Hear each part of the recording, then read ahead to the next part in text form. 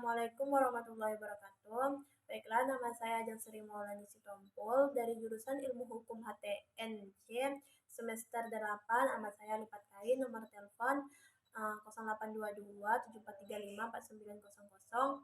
Hobi saya yaitu memasak. Tujuan saya membuat video ini sebagai tugas komprehensif mata kuliah Hukum Tata Negara. Baiklah, di sini saya akan membukanya dengan beberapa pantun. Mobil disewa ketika Fajar buat liburan ke Pulau Madura. Jadi mahasiswa tak cuma belajar, juga mengawal kemajuan negara.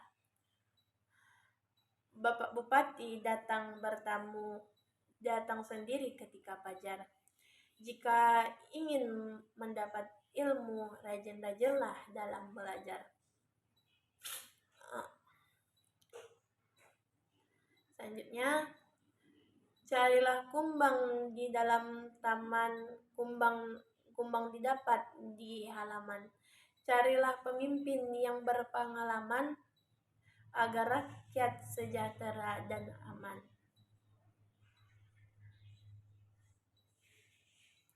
Duduk di taman mendengar musik sambil ngopi dan makan roti. Jadi politisi janganlah licik, bikin lawan jadi makan hati. Sekian pantun dari saya. Baiklah, saya akan memulai videonya dengan mengucapkan bismillah. Yang pertama, jelaskan pengertian hukum tata negara menurut bahasa dan istilah. Hukum tata negara erat kaitannya dengan konstitusi suatu negara. Ada beberapa istilah bagi hukum tata negara, antara lain dalam bahasa Inggris itu dia disebut constitutional law, dalam bahasa Belanda Staatsrecht, dalam bahasa Prancis Strafrecht konstitusional, dalam bahasa Jerman yaitu Verfassungsrecht. Hukum tata negara adalah ketentuan-ketentuan yang mengatur tentang organisasi untuk mencapai tujuannya dalam masyarakat. Secara istilah, hukum tata negara adalah sekumpulan peraturan yang mengatur organisasi daripada negara, hubungan antara perlengkapan negara dalam garis vertikal dan horizontal, serta kedudukan warga negara dan hak-hak asasinya. Yang kedua itu, jelaskan pengertian hukum tata negara menurut para ahli, yaitu Logeman dan Van Aldrat. Menurut Logeman adalah hukum tata negara adalah peraturan yang menentukan badan-badan yang diperlukan, wewenang masing-masing badan, hubungan antara badan yang satu dengan badan yang lainnya, serta hubungan antara badan-badan itu dengan individu-individu di dalam suatu negara. Sedangkan Aveldron itu hukum tata negara dalam arti sempit, itu artinya hukum tata negara untuk membedakan dengan hukumnya dalam arti luas, yang meliputi hukum tata negara dan hukum administrasi negara itu sendiri. Soal nomor 4 itu, kemukakan menurut pendapat saudara pentingnya mempelajari hukum tata negara. Mempelajari hukum tata negara ini sangat penting, karena dia berkaitan bagi penyelenggara negara untuk mengetahui bagaimana implementasi antara fungsi, mekanisme hubungan, dan prinsip etika kebijakan dalam hubungan agar tercapai apa yang dicita-citakan untuk bersama-sama hidup di dalam suatu negara. Selanjutnya itu menjelaskan tujuan dan manfaat mempelajari hukum tata negara. Tujuan hukum mempelajarinya adalah untuk mengkaji beberapa aspek krusial, yakni organ atau organ negara, hubungan antara organ atau lembaga negara, dan hubungan antara organ atau lembaga negara dengan warganya. Manfaatnya yaitu memberikan pemahaman dan kesadaran bagi seluruh masyarakat Indonesia terkait hak dan kewajiban selaku subjek hukum tata negara sesuai dengan Undang-Undang Dasar 1945 Yang kedua itu memberikan bantuan pemahaman kepada para pemula dalam meresapi ruang lingkup pengetahuan terkait hukum tata negara, hukum tata sebuah negara yang tepat. Yang ketiga itu membuat seluruh masyarakat Indonesia akrab dengan teori dan implementasi hukum tata negara. Di Indonesia itu mendukung berbagai studi ilmiah yang bisa saja dijadikan terus-menerus terkait hukum tata negara. Soal nomor 5 yaitu sebutkan asas-asas hukum tata negara Indonesia. Yang pertama itu ada asas Pancasila, yang kedua ada asas negara hukum, yang ketiga ada asas kedaulatan rakyat dan demokrasi, yang keempat ada asas negara kesatuan, yang kelima ada asas pemisahan kekuasaan dalam check and balance. Soal nomor 6 itu, jelaskan menurut pendapat saudara, apa saja yang menjadi kajian objek kajian yang menjadi pembahasan dalam hukum tata negara. Yaitu, objek kajian ilmu hukum tata negara adalah negara, di mana negara itu dipandang dari sifatnya atau pengertiannya yang konkret, artinya itu objeknya itu terikat pada tempat, keadaan, dan waktu tertentu. Hukum tata negara merupakan cabang ilmu hukum yang membahas tatanan, struktur kenegaraan, mekanisme hubungan antara struktur organ atau struktur kenegaraan, serta mekanisme hubungan antara struktur negara dan warga negaranya. Soal nomor 7, menurut pendapat saudara, apa sajakah yang menjadi ruang lingkup kajian hukum tata negara?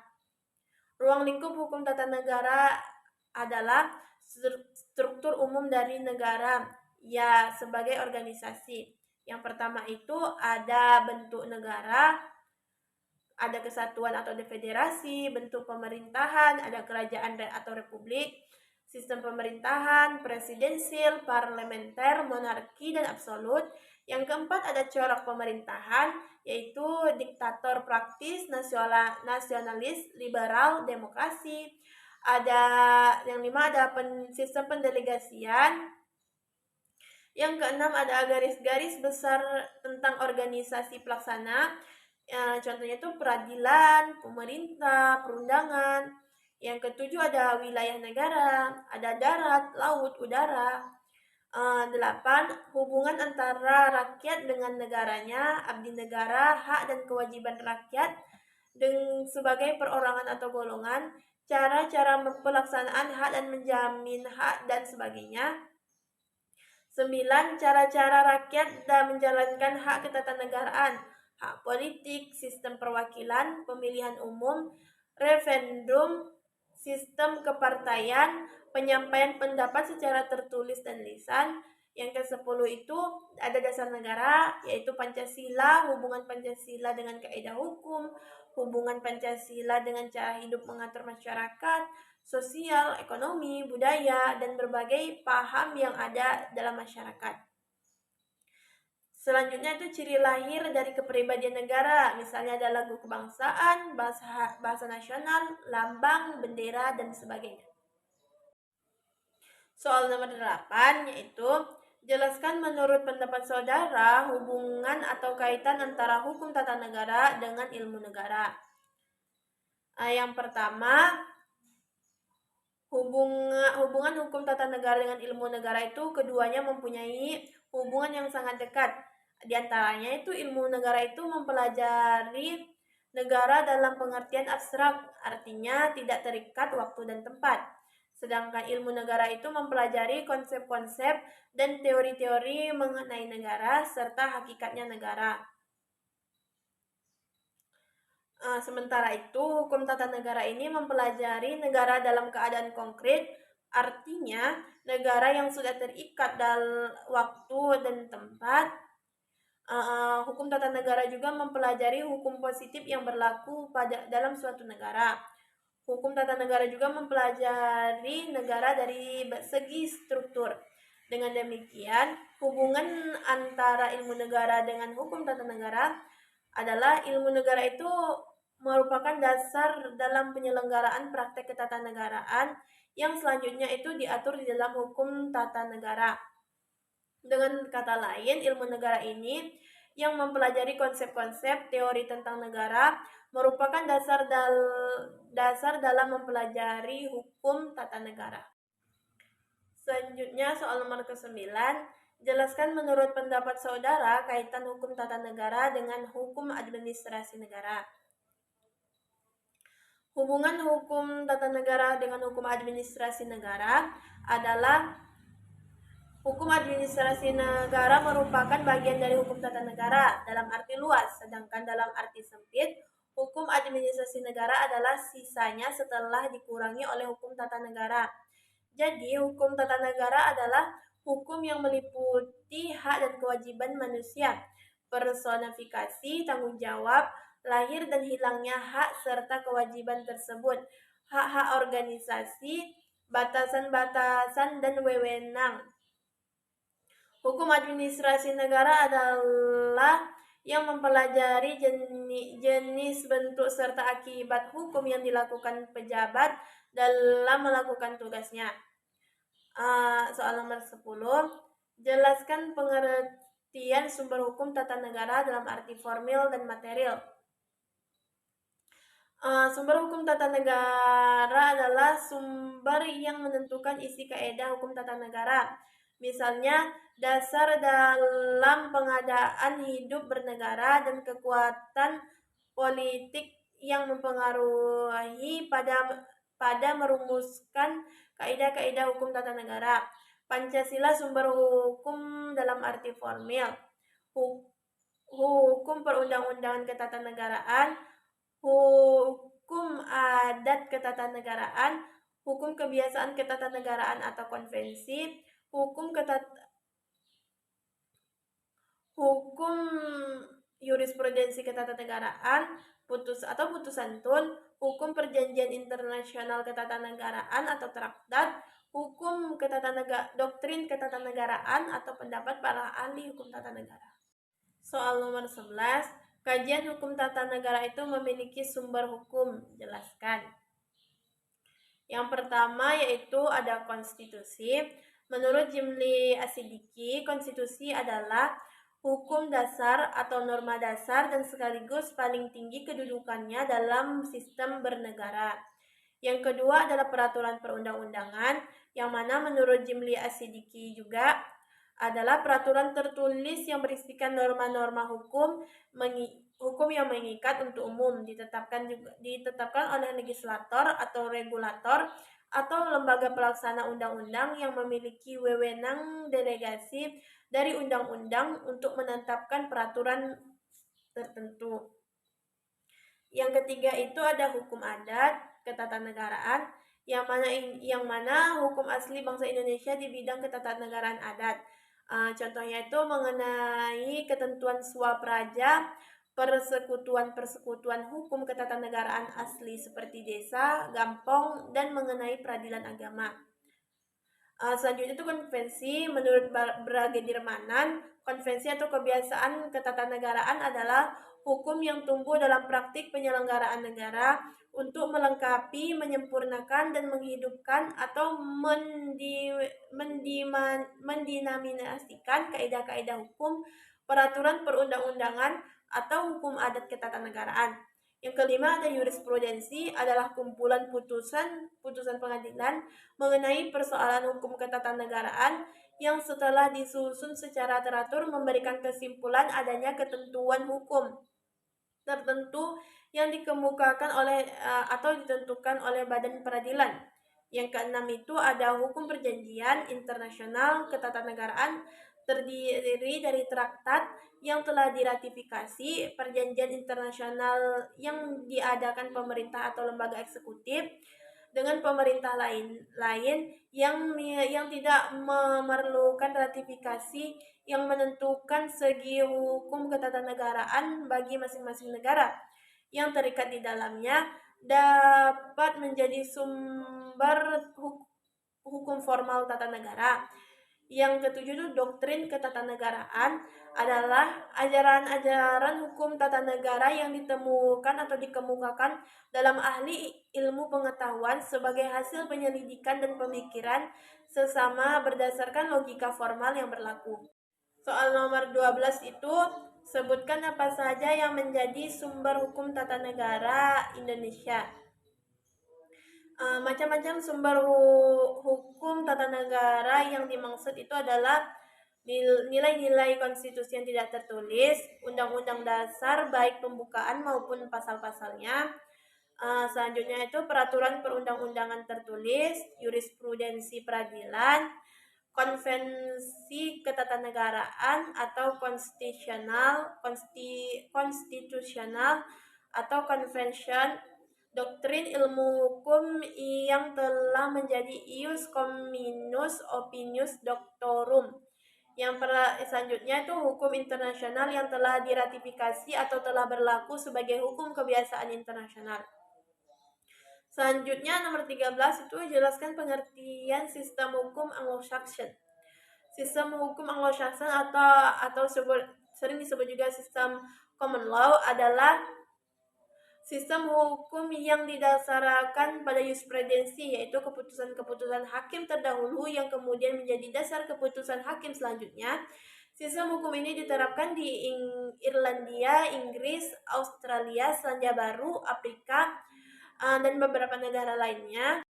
Nomor 14, jelaskan pengertian sistem hukum Eropa kontinental. Sistem hukum Eropa kontinental sering juga disebut dengan civil law, suatu sistem hukum yang antara lain cirinya adalah adanya berbagai ketentuan hukum dikodifikasi atau dihimpun secara sistematis yang akan ditafsirkan lebih lanjut oleh hakim dalam penerapannya. Hampir 60% dari populasi dunia itu tinggal di negara hukum yang menganut sistem hukum Eropa kontinental ini. Sistem hukum Eropa kontinental ini adalah yang mana undang-undang itu menjadi sumber hukum utamanya. Jadi di sini hakim itu tidak terikat oleh presiden ataupun putusan-putusan lainnya.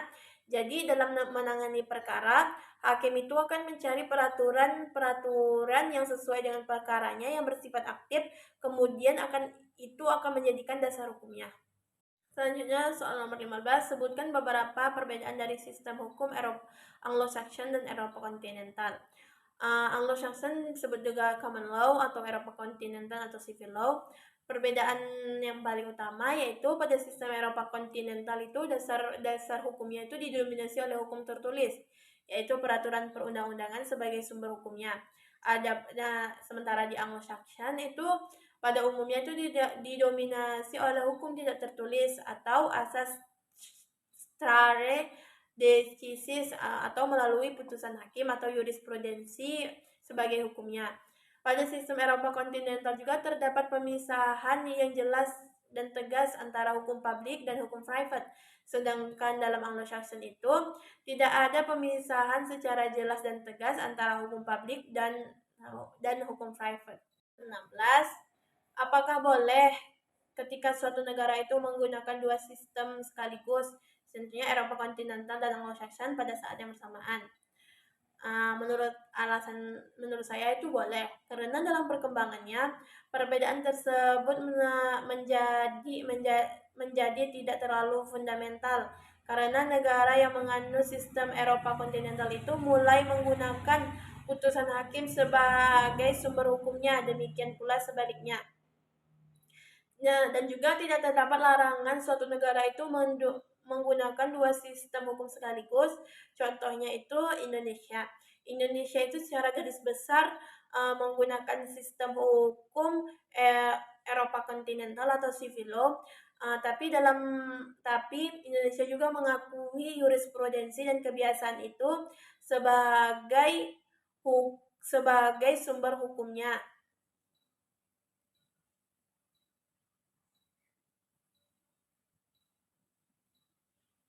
Selanjutnya itu nomor 17, jelaskan sistem hukum apa yang digunakan oleh Indonesia. Indonesia sebagai negara hukum, Indonesia itu mengandung tiga sistem sekaligus yang hidup dan berkembang di masyarakat, yakni sistem hukum civil law, sistem hukum adat, dan sistem hukum Islam. Yang mana ketiga sistem hukum ini saling melengkapi, harmonis dan keharmonisan Dan hukum Islam itu mempengaruhi corak hukum di Indonesia karena mayoritas penduduk Indonesia itu menganut agama Islam, yang kemungkinan hukum Islam menjadi bagian yang penting dan berpengaruh dalam sistem hukum di Indonesia. Sedangkan hukum adat adalah hukum yang asli yang tumbuh dan berkembang dari kebiasaan-kebiasaan masyarakat yang mempengaruhi proses berlakunya hukum di Indonesia. Bahkan nilai-nilai yang terkandung dalam hukum adat dan hukum Islam di Indonesia ini digunakan dalam pembentukan jurisprudensi Mahkamah Agung.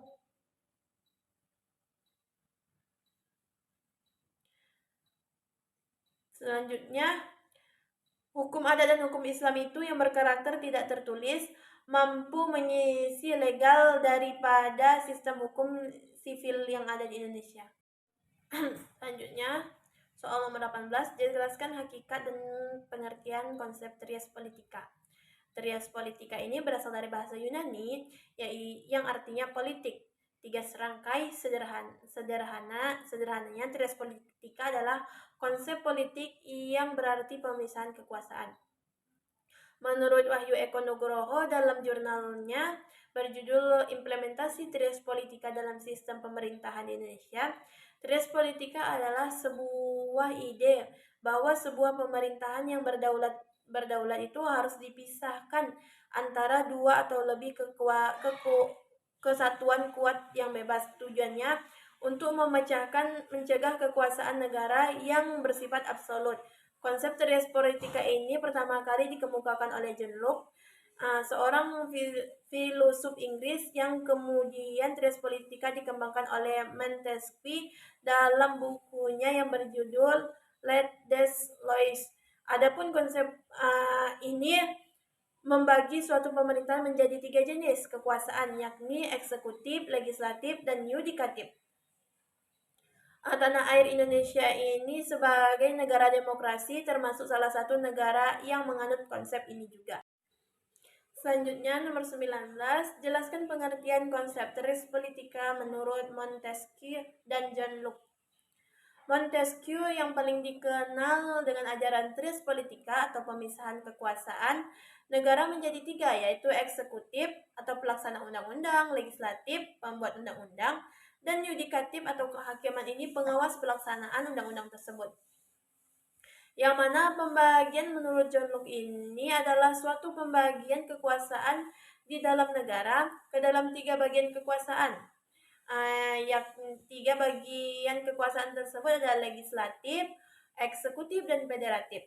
Yang mana kekuasaan legislatif adalah kekuasaan membuat peraturan dan undang-undang. Kekuasaan eksekutif adalah kekuasaan melaksanakan undang-undang dan di dalamnya termasuk kekuasaan mengadili juga.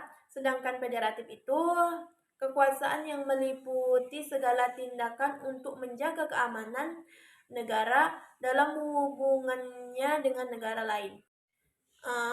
Soal nomor ke-20, bagaimanakah penerapan sistem ketatanegaraan Indonesia sebelum amandemen? Nah, jawabannya dalam Undang-Undang Dasar merupakan hukum tertinggi, kemudian kedaulatan rakyat diberikan seluruhnya kepada MPR, lembaga tertinggi. MPR ini mendistribusikan kekuasaannya, distribution of law, of power, kepada 5 lembaga tertinggi yang sejajar dengan kedudukannya, yakni Mahkamah Agung, Presiden, Dewan Perwakilan Rakyat atau DPR, Dewan Pertimbangan Agung atau DPA, dan Badan Pemeriksaan Keuangan. Yang mana MPR itu sebelum amandemen itu sebagai lembaga tertinggi negara diberikan kekuasaan tak terbatas, super power, karena kekuasaannya ada di tangan rakyat dan dilakukan sepenuhnya oleh MPR. Dan MPR ini adalah penjelmaan dari seluruh rakyat Indonesia yang berwenang menetapkan undang-undang, GBHN, mengangkat presiden dan wakil presiden. Susunan keanggotaannya itu terdiri dari anggota DPR dan utusan daerah, serta utusan golongan yang diangkat. Dalam praktek ketatanegaraan, MPR pernah menetapkan antara lain, yang pertama itu ada presiden, presiden itu sebagai presiden seumur hidup. Presiden yang dipilih secara terus-menerus sampai 7 kali berturut-turut memberhentikan sebagai jabatan presiden, meminta presiden untuk mundur dari jabatannya, tidak memperpanjang masa jabatan sebagai presiden. Lembaga negara yang mungkin menandingi MPR adalah presiden, yaitu dengan memanfaatkan kekuatan partai politik yang banyak menduduki kursi di MPR itu. Selanjutnya yaitu presiden. Presiden itu memegang ke posisi sentral dan dominan serta mendataris MPR. Meskipun kedudukannya tidak neben atau tidak antarogan, presiden juga menjalankan kekuasaan pemerintahan negara tertinggi. Selanjutnya, presiden selain memegang kekuasaan eksekutif, juga presiden juga itu memegang kekuasaan legislatif dan yudikatif. Presiden juga itu mempunyai hak prerogatif yang sangat besar.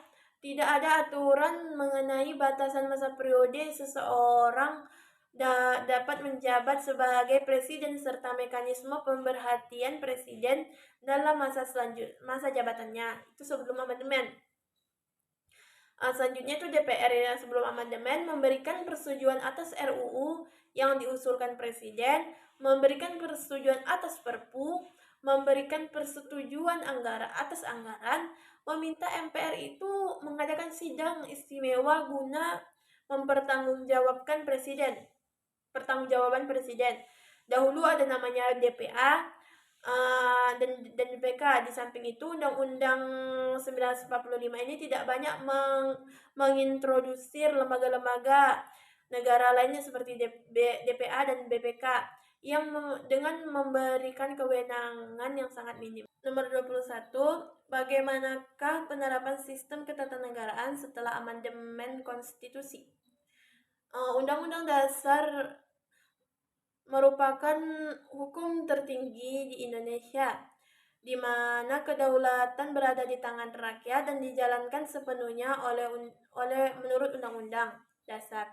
Undang-Undang Dasar ini memberikan pembagian kekuasaan kepada 6 lembaga negara serta kedudukannya itu sama dan sejajar, yaitu Presiden, MPR, DPR, DPD, BPK, dan MA dan serta MK.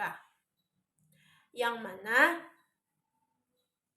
perubahan amandemen 1945 ini yaitu mempertegas prinsip negara berdasarkan atas hukum pasal 1 ayat 3 dengan menempatkan hukum kehakiman sebagai kekuasaan yang merdeka, penghormatan kepada hak asasi manusia, serta kekuasaan yang dijalankan atas prinsip due process of law. Mengatur mekanisme pengangkatan dan pemberhentian para pejabat negara serta seperti hakim. Selanjutnya, sistem konstitusional berdasarkan pertimbangan kekuasaan, check and balance, yaitu setiap kekuasaan itu dibatasi oleh undang-undang berdasarkan fungsi masing-masing. Selanjutnya, setiap negara sejajar kedudukannya di bawah Undang-Undang 1945. Menata kembali lembaga-lembaga negara yang ada serta membentuk beberapa lembaga negara baru agar sesuai dengan sistem konstitusional dan prinsip negara berdasarkan hukum. Selanjutnya, penyempurnaan pada sisi kedudukan dan kewenangan masing-masing lembaga negara disesuaikan dengan perkembangan negara demokrasi modern. Selanjutnya, setelah amandemen, MPR itu lembaga tinggi negara sejajar kedudukannya dengan lembaga tinggi lainnya seperti Presiden, DPR, DPD, MA, MK, BPK, menghilangkan supremasi kewenangan, menghilangkan kewenangan yang menetapkan GBHN, menghilangkan kewenangannya mengangkat presiden karena presiden dipilih secara langsung melalui pemilu. Selanjutnya, tetap berwenang menetapkan dan mengubah undang-undang dasar. Susunan keanggotaannya itu berubah, yaitu terdiri dari dari anggota DPR dan DPD yang dipilih secara langsung melalui pemilu. Selanjutnya yaitu DPR setelah amandemen, posisi dan kewenangannya diperkuat, mempunyai kekuasaan membentuk undang-undang sebelum ada di tangan presiden, sedangkan DPR hanya memberikan persetujuan saja. Sementara pemerintah berhak mengajukan RUU. Selanjutnya itu proses dan mekanisme pembentukan undang-undang antara DPR dan pemerintah, mempertegas fungsi DPR yaitu fungsi legislasi, fungsi anggaran, dan fungsi pengawasan, serta mekanisme kontrol antara lembaga negara. Selanjutnya yaitu DPD, lembaga negara baru sebagai langkah akomodasi dari keterwakilan kepentingan daerah dalam badan pemerintah tingkat nasional setelah ditiadakannya utusan daerah dan utusan golongan yang diangkat sebagai anggota DPR. Selanjutnya itu keberadaannya dimaksud untuk memperkuat kesatuan negara Republik Indonesia, yang mana DPD ini dipilih juga secara langsung oleh masyarakat di daerah melalui pemilu, mempunyai kewenangan mengajukan dan ikut serta membahas RUU yang berkaitan dengan otonomi daerah, hubungan pusat dan daerah, RUU lain yang berkaitan dengan kepentingan daerah. BPK setelah amandemen, anggota BPK itu dipilih oleh DPR dengan memperhatikan pertimbangan DPD. Selanjutnya BPK juga berwenang mengawasi dan memeriksa pengelolaan keuangan negara atau APBN dan APBD serta menyampaikan hasil pemeriksaan kepada DPR dan DPD dan ditindaklanjuti oleh aparat penegak hukum. BPK juga berkedudukan di ibu kota negara dan memiliki perwakilan di setiap provinsi. Mengintegrasi peran BPKP sebagai instansi pengawasan internal departemen yang bersangkutan ke dalam BPK. Presiden setelah amandemen itu membatasi beberapa kekuasaan presiden dengan memperbaiki tata cara pemilihan dan pemberhentian presiden dalam masa jabatannya, serta juga memperkuat pemerintahan presidensial. Selanjutnya itu kekuasaan legislatif sepenuhnya itu diserahkan sekarang kepada DPR, yang selanjutnya membatasi masa jabatan maksimum menjadi 2 periode atau 10 tahun. Kewenangan pengangkatan duta dan penerimaan duta harus memperhatikan pertimbangan DPR. Kewenangan pemberian garasi, amnesti, dan abolisi harus memperhatikan pertimbangan DPR juga. Memperbaiki syarat dan mekanisme pengangkatan calon presiden dan wakil presiden menjadi dipilih secara langsung oleh rakyat melalui pemilu, juga mengenai pemberhentian jabatan presiden dalam masa jabatannya. MA setelah amandemen itu lembaga negara yang melakukan kekuasaan kehakiman, yaitu kekuasaan yang menyelenggarakan peradilan untuk menegakkan hukum dan keadilan. Pasal 24 ayat 1. MA ini kewenangan MA mengadili di tingkat kasasi, menguji peraturan perundang-undangan di bawah undang-undang, dan wewenang lainnya yang diberikan undang-undang. Selanjutnya, di bawahnya itu terdapat badan-badan peradilan dalam lingkungan peradilan umum seperti lingkungan peradilan agama, peradilan militer, peradilan tata usaha negara atau peradilan TUN.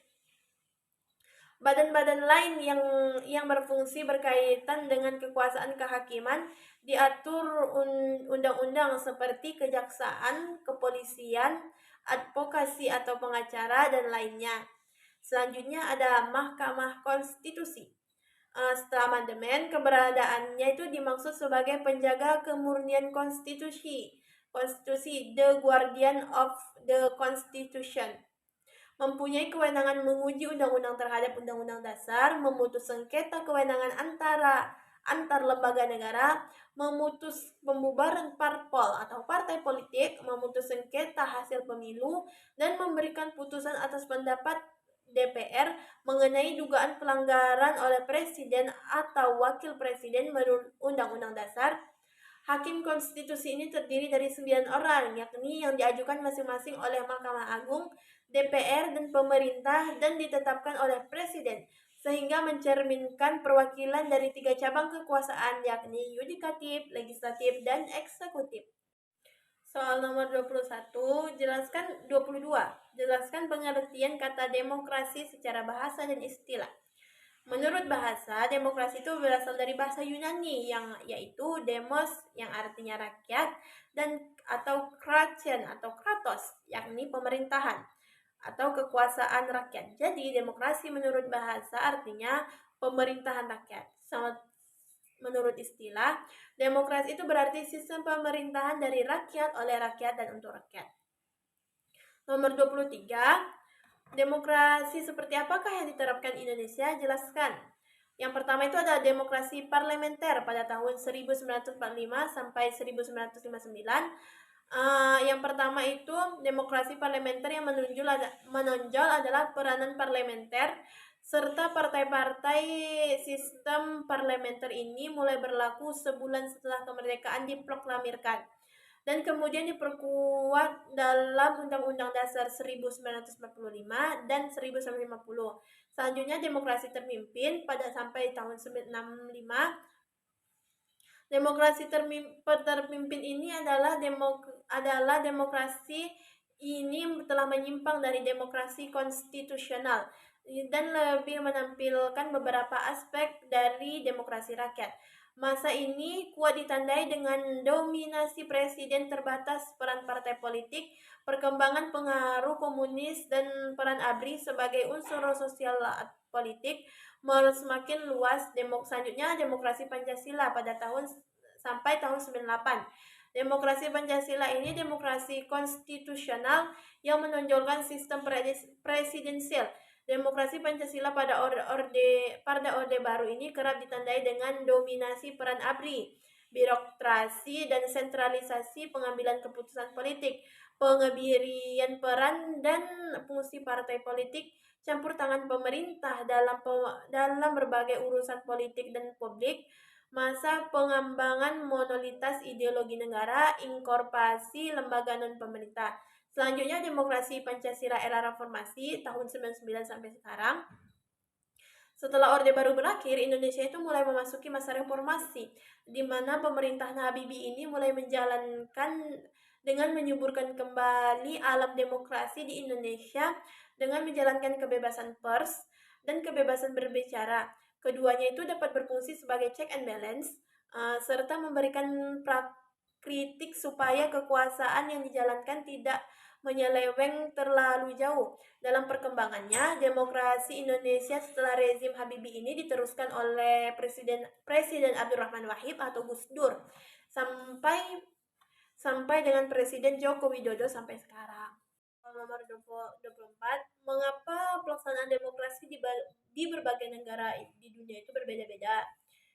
Jelaskan. Pelaksanaan demokrasi di negara-negara itu berbeda karena setiap negara itu memiliki sistem yang berbeda-beda. Sistem yang dimaksud di sini adalah sistem dari segi hukum yang dianut, dari dasar hukum dan sebagainya.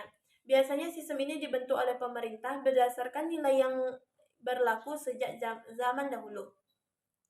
Soal nomor 25, mengapa demokrasi liberal ini yang dianut barat tidak cocok di Indonesia?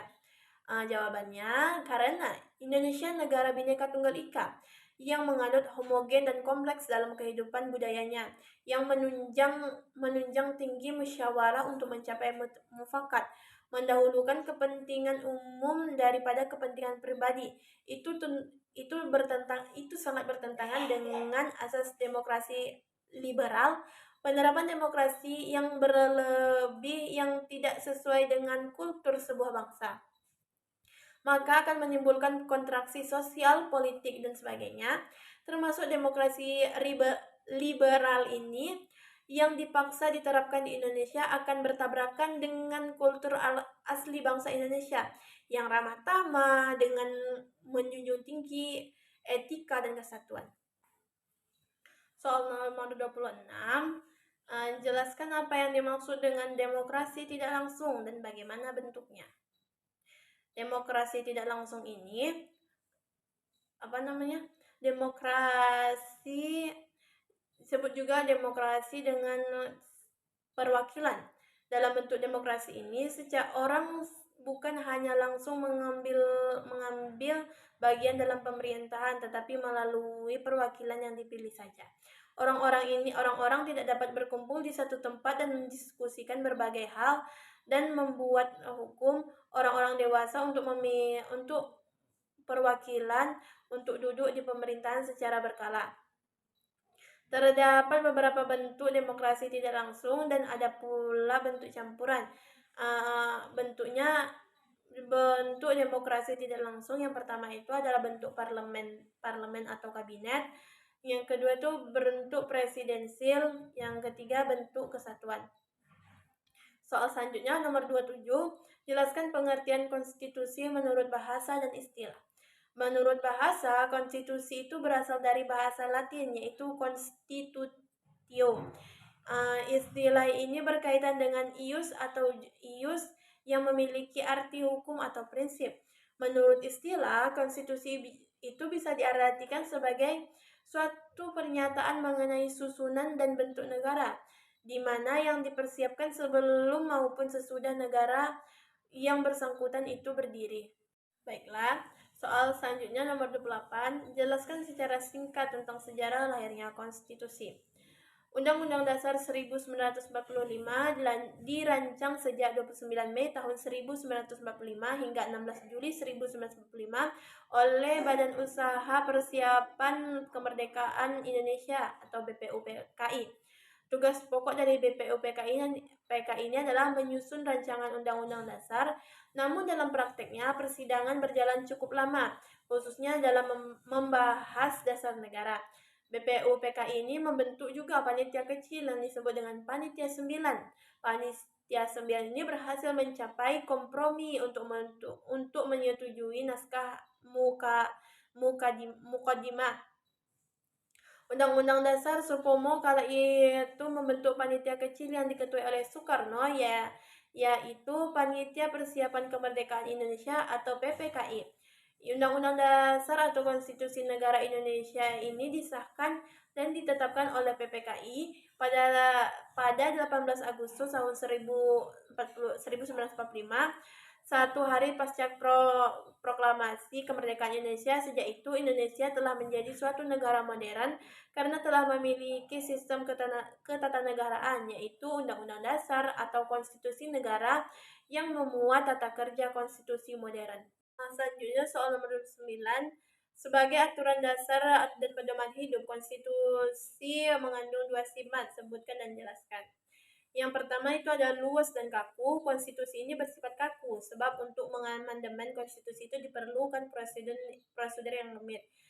Dua itu formil dan material. Konstitusi itu bersifat formil yang artinya tertulis, sedangkan bersifat material itu dilihat dari segi kontennya yang memuat hal-hal bersifat dasar dan pokok bagi negara dan rakyat.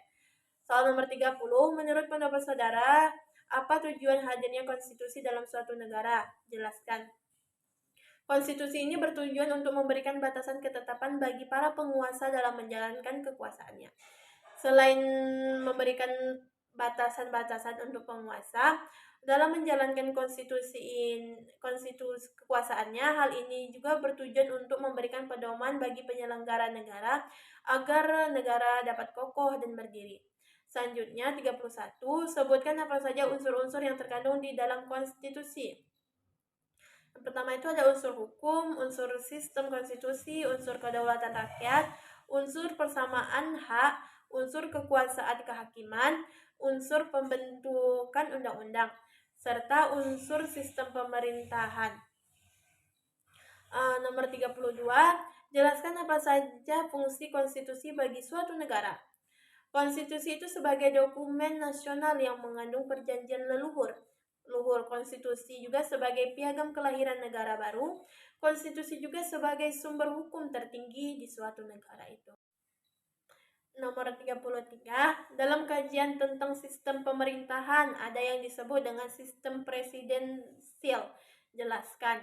Sistem presidensial atau juga disebut dengan sistem kongresional merupakan sistem pemerintahan negara republik, di mana kekuasaan eksekutif itu dipilih langsung oleh pemilu dan terpisah dengan kekuasaan legislatif. Nomor 34, selain sistem pemerintahan presidensial, juga dikenal dengan sistem pemerintahan parlementer dan campuran. Jelaskan. Sistem pemerintahan parlementer adalah sistem pemerintahan di mana kekuasaan eksekutif itu bertanggung jawab langsung kepada kekuasaan legislatif. Kelangsungan kekuasaan eksekutif itu sangat bergantung pada kepercayaan dan dukungan mayoritas dari badan legislatif. Atau sistem pemerintahan campuran adalah sebuah bentuk pemerintahan yang mencampur unsur demokrasi, aristokrasi, dan monarki. 35. Perjalanan sistem pemerintahan di Indonesia sejak proklamasi hingga saat itu mengalami perubahan. Jelaskan.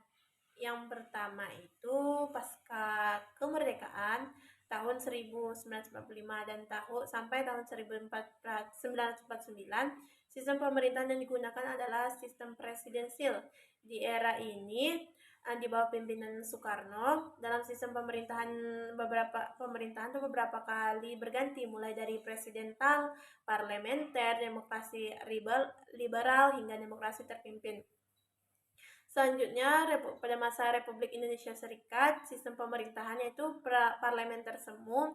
Sistem pemerintahan yang dianut RIS ini bukan parlementer murni, sehingga pada penerapan dan prakteknya itu tidak berjalan baik dan konstitusi RIS hanya berlangsung sebentar. Pasca RIS, bentuk pemerintahannya itu Republik, sistem pemerintahannya parlementer, konstitusi UUD 1950. Setelah masa konstitusi RIS ini, bentuk negara beberapa kali kembali menjadi satuan dan republik.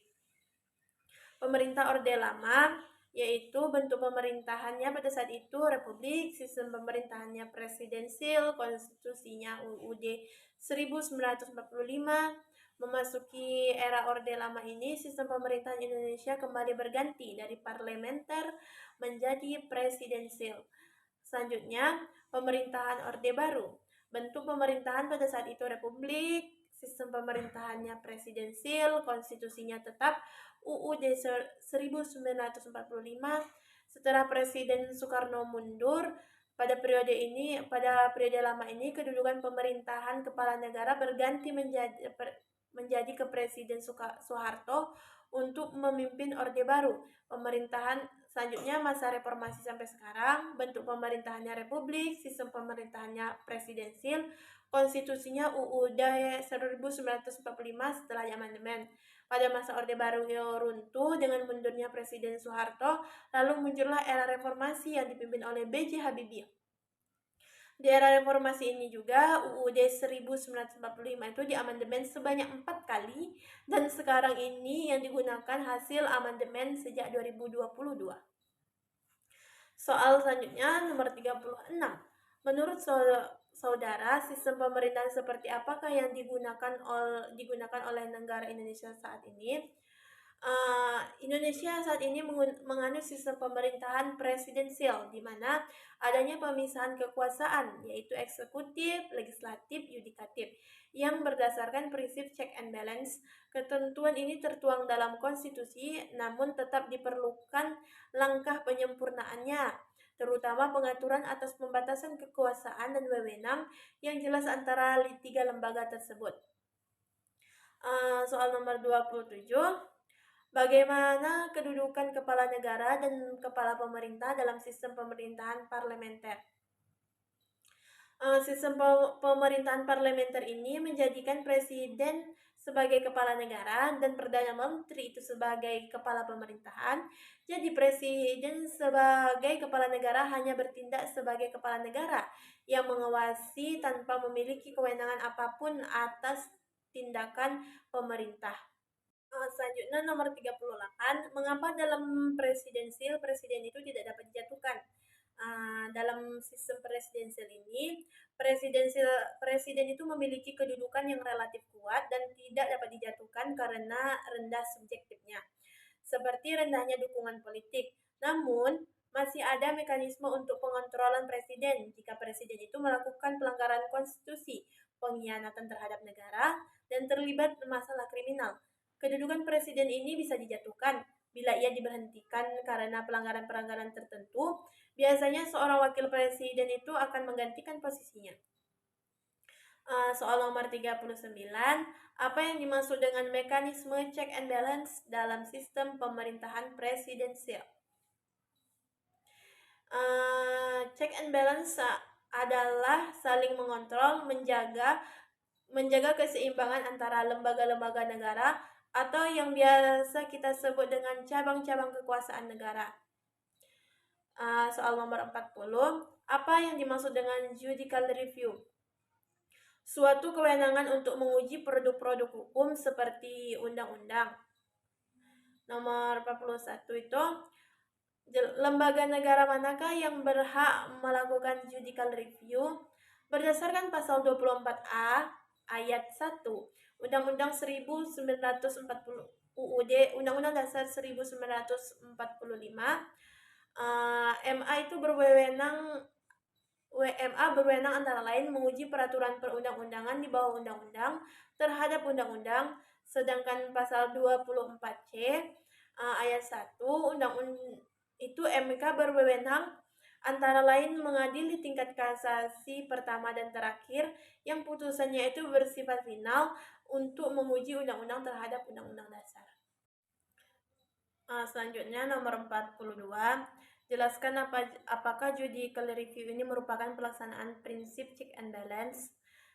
Benar, karena dalam melakukan judicial review ini dilakukan oleh dua lembaga yang dimana terdapat pembagian tugasnya. Ketentuan-ketentuan tersebut itu juga kembali diatur dalam pasal 9 Undang-Undang Nomor 12 Tahun 2011 yang berbunyi 1. Dalam hal suatu undang-undang diduga bertentangan dengan Undang-Undang Dasar Negara Republik Indonesia tahun 1945, pengujiannya itu dilakukan oleh Mahkamah Konstitusi. Dan 2, dalam hal suatu peraturan perundang-undangan di bawah undang-undang diduga bertentangan dengan undang-undang, pengujiannya itu dilakukan oleh Mahkamah Agung.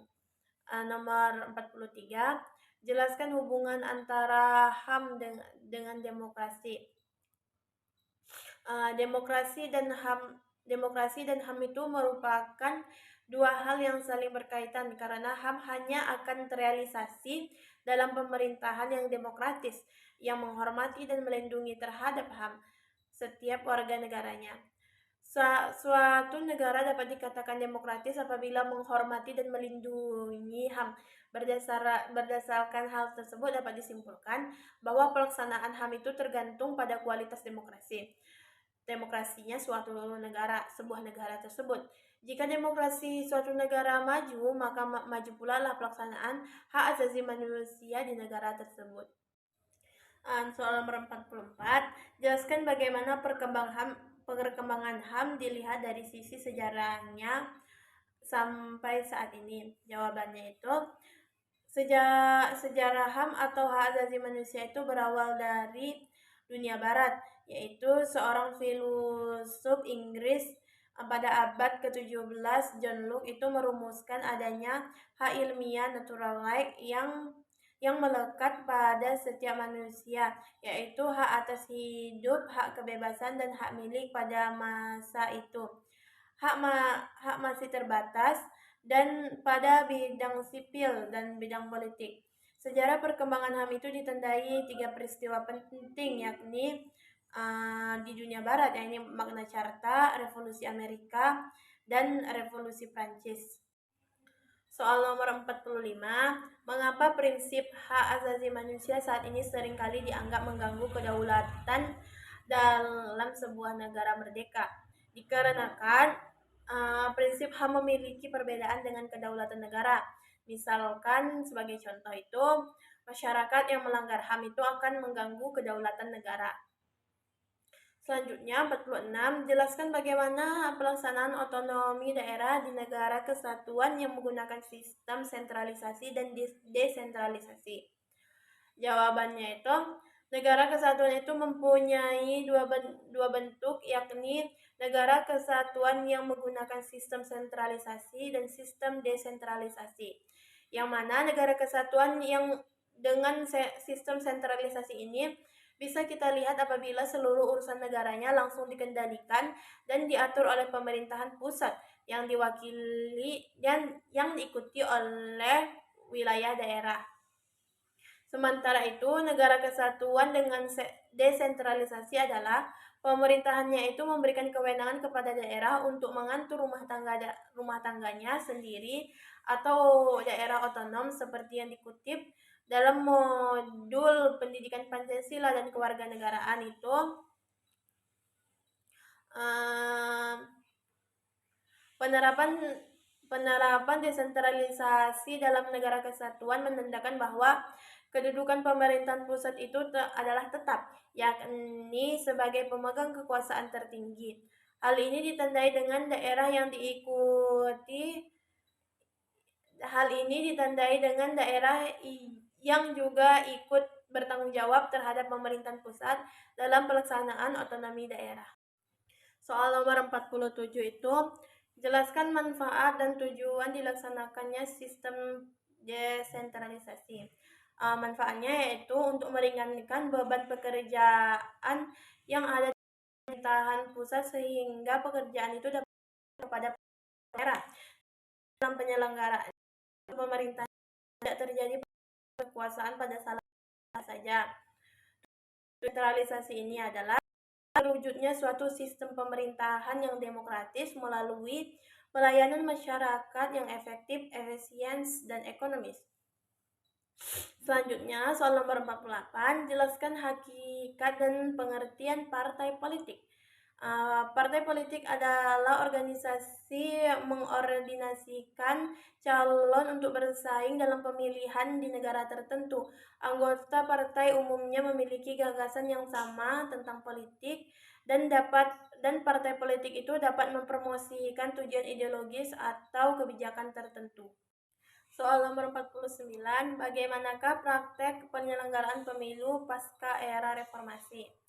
Pemilu tahun 1999 itu dilaksanakan dalam waktu yang sangat singkat, yakni kurang lebih 5 bulan. Waktu itu Komisi Pemilihan Umum sebagai penyelenggara pemilu itu berhasil merumuskan lebih dari 136 peraturan dan keputusan tentang tata cara pemilu. Tak hanya itu, KPU juga dinilai berhasil merencanakan dan menyelenggarakan pemilu sebagaimana perintah undang-undang. Pemilu pertama di era reformasi ini pun berusaha dibangun di atas asas baru luber dan jurdil, yakni langsung, umum, bebas dan rahasia, serta jujur dan adil.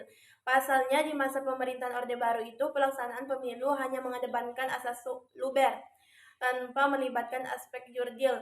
Dari 48 partai peserta pemilu tahun 99 itu hanya 21 partai yang menduduki kursi DPR. Dilansir dari Indonesia Baik, Partai Demokrasi Perjuangan atau PDIP itu memenangkan 35.600 suara, 33% dengan perolehan 153 kursi, Golkar 120 kursi, PPP 58 kursi, PKB 52 kursi, PAN 34 kursi. Tak lama setelah itu, hasil sidang umum MPR itu menetapkan Abdurrahman Wahid atau Gus Dur dan Ketua Umum PDIP Megawati itu sebagai Presiden dan Wakil Presiden. Sehingga pada sidang istimewa MPR 23 Juli 2001, Gus Dur itu digantikan oleh Megawati dengan Hamzah Has sebagai wakilnya. Soal terakhir yaitu bagaimana proses penyelesaian sengketa pemilu dalam ketatanegaraan Indonesia. Berdasarkan pasal 95 huruf D, Badan Pengawas Pemilu berwenang menerima, memeriksa, melakukan mediasi dan adjudikasi, serta memutuskan penyelesaian sengketa pemilu. Putusan yang dikeluarkan oleh Bawaslu Kabupaten Kota itu tidak bersifat final karena jika ada pihak yang merasa tidak puas bisa diuji kembali koreksi kepada Badan Bawaslu Republik Indonesia, karena Bawaslu ini mempunyai fungsi koreksi terhadap proses sengketa dan putusan pelanggaran administrasi yang dilakukan oleh Bawaslu Kabupaten Kota dan Bawaslu Provinsi. Peran Bawaslu itu memutuskan penyelesaian sengketa secara proses pemilihan umum adalah sebagai koalisi pengadilan, lembaga yang bersifat mengadili tetapi tidak disebut sebagai lembaga pengadilan, merupakan bentuk semi pengadilan. Atas putusan yang dikeluarkan oleh Bawaslu, para pihak itu dapat mengajukan upaya hukum atas ketidaksetujuannya terhadap putusan tersebut kepada Pengadilan Tata Usaha atau TUN.